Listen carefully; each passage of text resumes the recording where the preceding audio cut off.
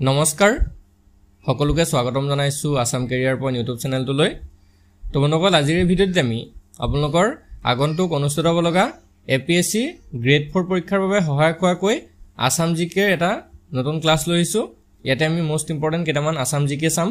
আৰু আপোনালোকে সকলোৱে গম পাইছে চাগে এতিয়া যে এপিএসসি 4th গ্ৰেডত কিছুমান পোষ্ট মুকলি হৈছে আৰু এই পোষ্টসমূহত এপ্লাই কৰিবলৈ আপোনালোকৰ ক্লাছ 8 পাছ হলেও হৈ যাব ঠিক আছে 8 পাছ হ'লে ইয়াত এপ্লাই কৰিব পাৰিব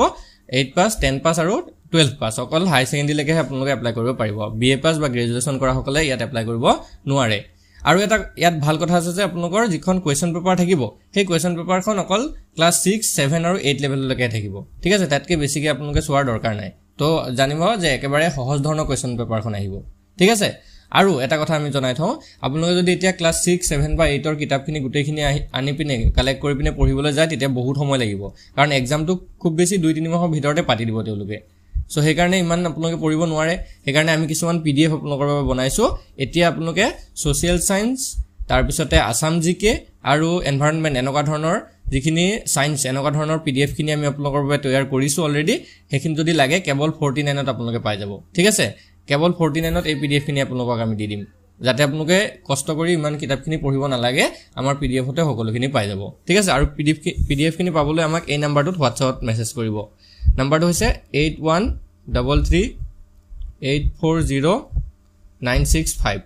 ইয়াতে আমাক WhatsAppত মেছেজ কৰিব আৰু জনাই দিব যে এপিএসসি গ্ৰেড 4 ৰ আপোনালোকৰ পিডিএফ খিনি লাগে আমি ম্যাথছ আৰু ৰিজনিং খিনিও বনাই আছো যেতিয়া বনাই হয় আপোনালোকক সেইখিনিও দি দিম তো এতিয়া কেৱল 49 ত আমি আপোনালোকক এইখিনি গুটেখিনি পিডিএফ দি দিম ঠিক আছে সোনকালে লৈ লব আপোনালোকে কাৰণ এটো এটা খুবই ভাল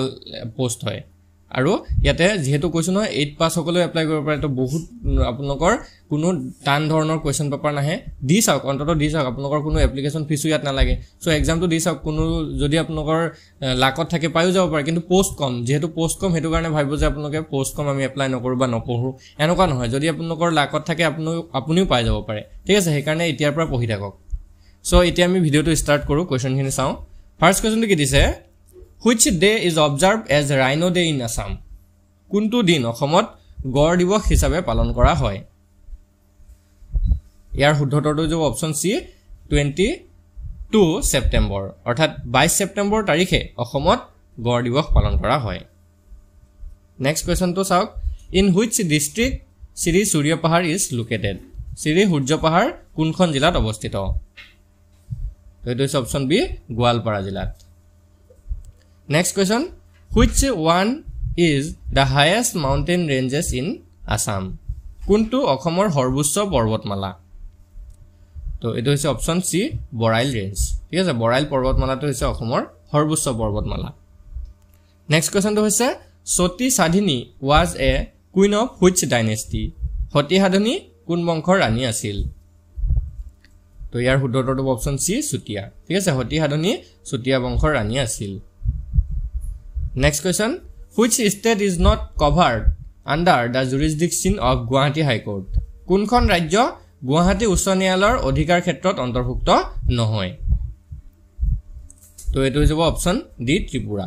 মনৰ ৰাখিব গুৱাহাটী হাই কোৰ্টৰ অধিকাৰ ক্ষেত্ৰত নাগালেণ্ডখন পৰে মিজোৰামখন পৰে অৰুণাচল প্ৰদেশখন পৰে আৰু আমাৰ অসম এই চাৰিখন ৰাজ্য গুৱাহাটী উচ্চ ন্যায়ালয়ৰ আণ্ডাৰত পৰে বাকি ত্ৰিপুৰাখন ইয়াতে নহয় নেক্সট কোৱেশ্চনটো হৈছে The Assam Medical College was formerly known as Assam চিকিৎসা মহাবিদ্যালয়খন পূৰ্বতে কি নামেৰে জনা গৈছিল তো ইয়াৰে শুদ্ধতৰটো অপচন এ বেৰি হোৱাইট মেডিকেল কলেজ এটো হুইচ নহয় এটো হোৱাইট হ'ব দে বেৰি হোৱাইট মেডিকেল কলেজ তো এটো মনত ৰাখিব ইম্পৰ্টেন্ট কোৱেশ্চন হয় next question who is the first Assamese to climb Mount Everest আৰোহণ কৰা প্ৰথম অসমীয়া কোন আছিল তো তেও আছিল option B Tarun Saikia next কোৱেশ্চনটো হৈছে by area wise Assam is the dash biggest state in India তো আমি যদি এলেকা ভিত্তিত চাওঁ বা মাটিকালিৰ ফালৰ পৰা চাওঁ অসম ভাৰতৰ কিমান সংখ্যক বৃহত্তম ৰাজ্য তো এইটো হৈছে option D 17th next question Atmanusandhan is an autobiography written by Atmanusandhan যিখন আত্মজীৱনী আছে এখন কাৰ দ্বাৰা লিখা হৈছে তো এইটো হৈছে অপচন এ হোমেন বৰগোহাঁইৰ দ্বাৰা next question who was the first to start the system of land surveying in Assam অসমত কোনে প্ৰথমে ভূমি জৰীপৰ ব্যৱস্থা আৰম্ভ কৰিছিল ইয়াৰে শুদ্ধটো অপচন এ গদাধৰ সিংহ হয় নেক্সট কোৱেশ্চনটো হৈছে which district was previously known as Bengmara and Changmai পথাৰ কোনখন জিলা পূৰ্বতে বেংমৰা আৰু চাংমাই পথাৰ নামেৰে জনাজাত আছিল খুব ইম্পৰ্টেন্ট কোৱেশ্চন হয় আৰু এটো হৈছে অপচন সি তিনচুকীয়া জিলাখনক next question who is appointed as first ever sports ambassador of Assam অসমৰ প্ৰথম ক্ৰীড়া এম্বেছাডৰ হিচাপে কোনে নিযুক্তি লাভ কৰিছে তো তেখেত হৈছে option A Hima Das next question which Assamese writer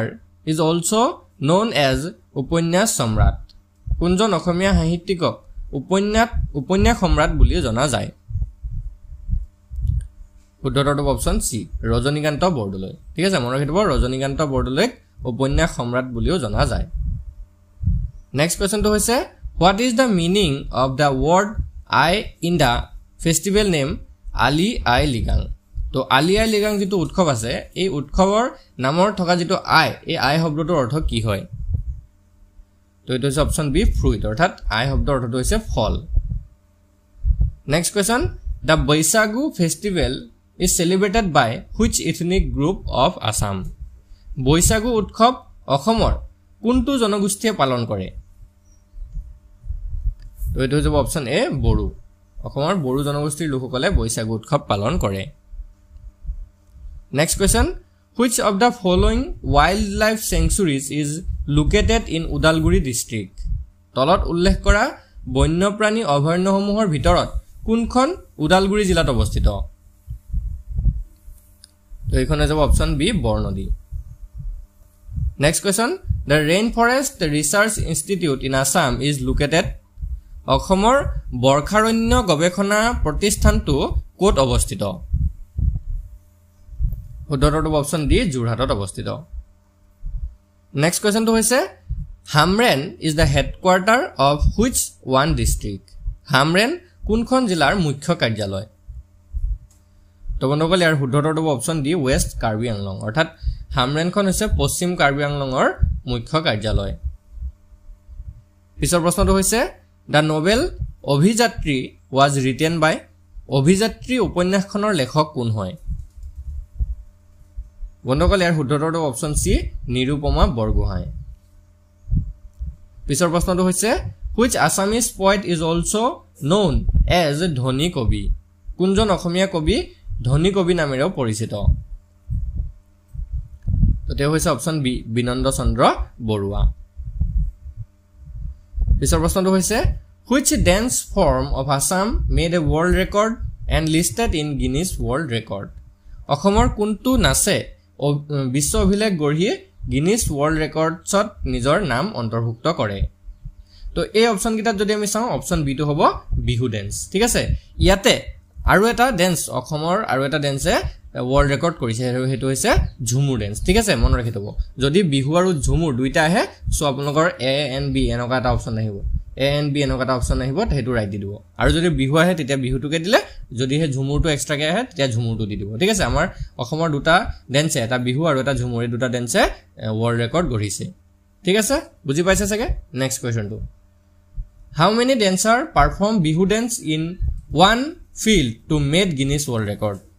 Guinness World Record কৰিবৰ বাবে কিমান গৰাকী নাচনীয়ে একেখন বাকৰিত বিহু নাচিছিল তো এটো হৈছে অপচন সি 11000 প্ৰায় 11000 নাচনীয়ে নাচিছিল পিছৰ প্ৰশ্নটো হৈছে in ISSF World Cup 2023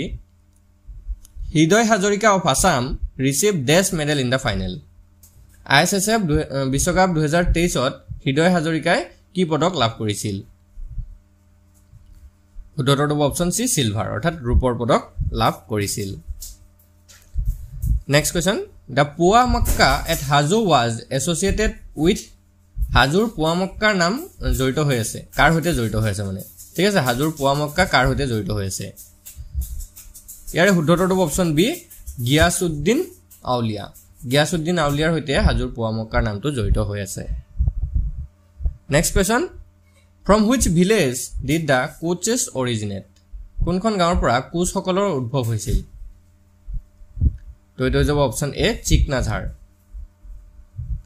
next question the first Assamese who fought against British was ইংৰাজৰ বিৰুদ্ধে যুঁজ দিয়া প্ৰথমজন অসমীয়া কোন আছিল শুদ্ধটো অপচন বি গোমধৰ কোঁৱৰ তো গোমধৰ কোঁৱৰ আছিল ইংৰাজসকলৰ বিৰুদ্ধে যুঁজ দিয়া প্ৰথমজন অসমীয়া ব্যক্তি পিছৰ প্ৰশ্নটো হৈছে Srimanta Sankardev was born in Srimanta শংকৰদেৱৰ জন্ম কেতিয়া হৈছিল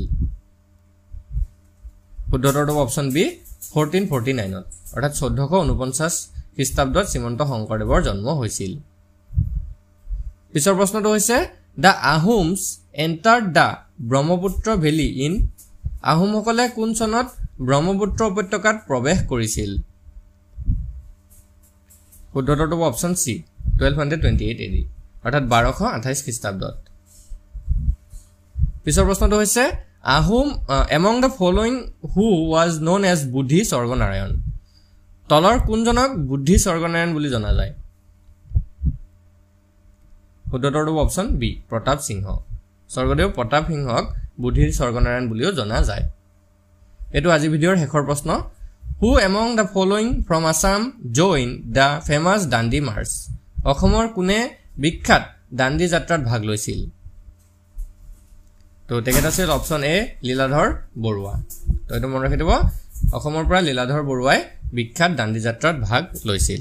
তো আজিৰ ভিডিঅ'টো যদি ভাল লাগে ভিডিঅ'টো এটা লাইক কৰি দিব আৰু আমাৰ চেনেলটো সাবস্ক্ৰাইব কৰি ল'ব কাৰণ আপোনালোকৰ আগন্তুক এক্সামৰ কাৰণে সকলো প্ৰিপাৰেচন আমাৰ এই চেনেলটোত আমি কৰাই দিম আৰু যদি পিডিএফ খিনি লাগে তেতিয়াহলে এতিয়া আমাক এই নম্বৰটোত হোৱাটছআপত মেছেজ কৰিব নম্বৰটো তলত লিখি দিছো চাওক